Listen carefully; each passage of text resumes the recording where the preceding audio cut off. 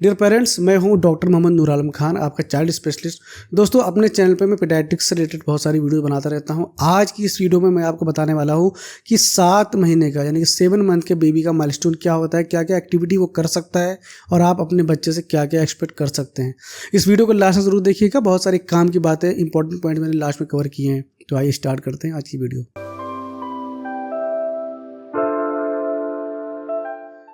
तो दोस्तों, माइलस्टोन की जो वीडियो होती है मेरी सारी gross motor, fine motor, social language और कम्युनिकेशन वगैरह पे होती है। तो मैं उसी ऑर्डर में आज ही बात करूंगा। सबसे पहले हम बात करते हैं ग्रॉस मोटर के बारे में।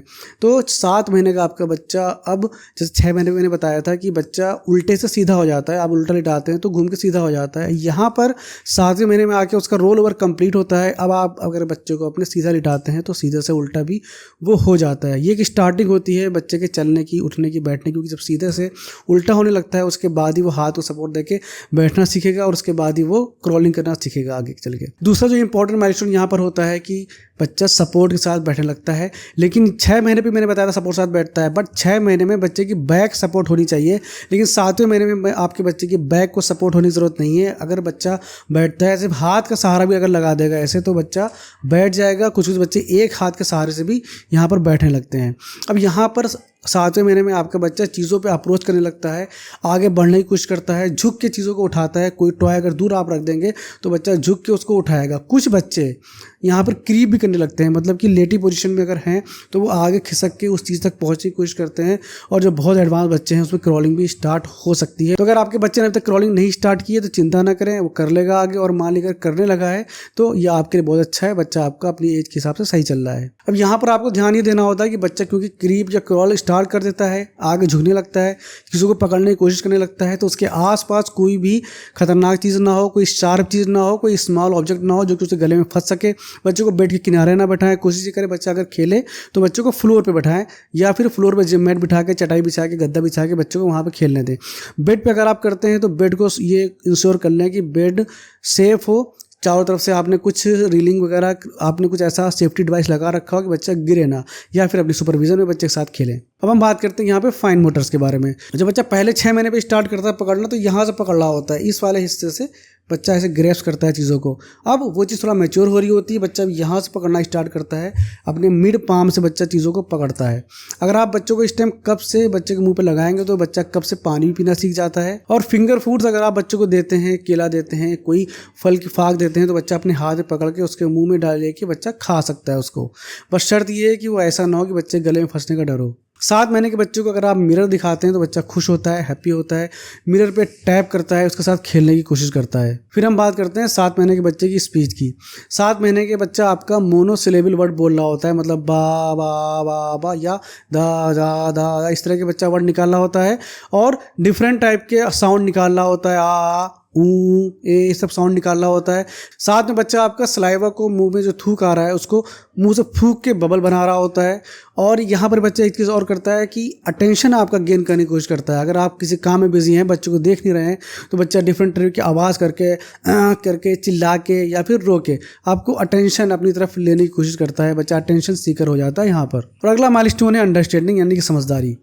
आपका 7 महीने का बच्चा आपके नो को अच्छी तरह से समझने लगता है। बच्चों को आप जब बोलते हैं, कोई काम कर रहा होता है, नो ना बेटा, तो बच्चा समझता है कि हाँ ये चीज़ मना किया जा रहा है, मुझे नहीं करना चाहिए। बच्चा आपका मूड समझने लगता है, आपकी फेस को, आपकी फेस रीडिंग को बच्चा देखने लगता है। आपका कब मूड खराब है, कब आप गुस्सा हैं, कब आप खुश हैं, बच्चा आपके एक्सप्रेशन सही समझ जाता है। और खुद भी बच्चा एक्सप्रेशन देना सीख जाता है, गुस्से का, एंगर का, खुशी का एक्सप्रेशन बच्चा खुद से देने लगता है।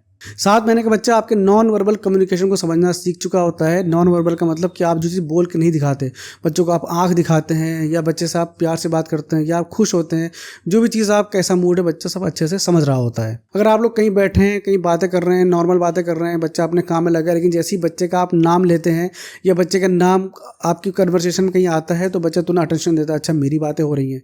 तो इतनी समझदारी बच्चों को आ चुकी होती है। 7 महीने के बच्चा अपने परिवार के सभी लोगों को अच्छे से पहचानता है, कौन मेरा अपना है, कौन मेरा ज़्यादा क्लोज है, ये भी जानता है।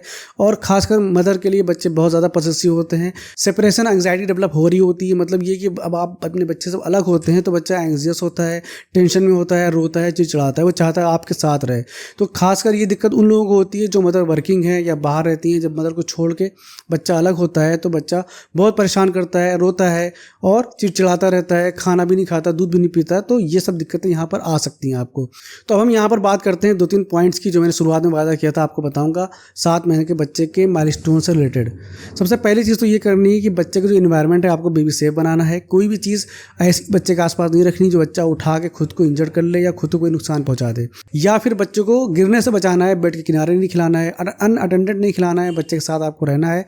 या फिर अगर आप नहीं है तो बच्चों को फ्लोर पर ज़मीन पर खिलाएं। फ्लोर पर आपको गद्दा बिछा कर रखना है ताकि अगर वो गिर जाए तो सर पे या बॉडी पे कहीं पे चोट ना आए। बच्चा क्योंकि आपका इस टाइम कब से पानी पी सकता है, दूध पी सकता है, तो ये बहुत अच्छा टाइम होता है बच्चे की बॉटल छुड़ाने का।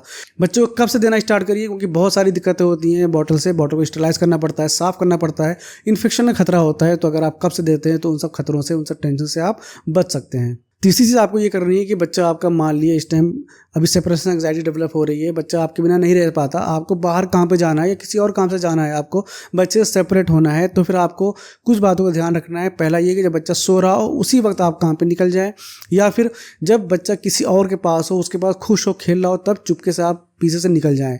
बच्चे के सामने रह के आपको उससे दूर नहीं जाना है कि नहीं मैं बाय बाय करके जाऊंगी, नहीं मैं बच्चों को प्यार करके जाऊंगी। इससे बच्चा सेपरेशन एंग्जाइटी में रहता है, दिन भर परेशान रहता है।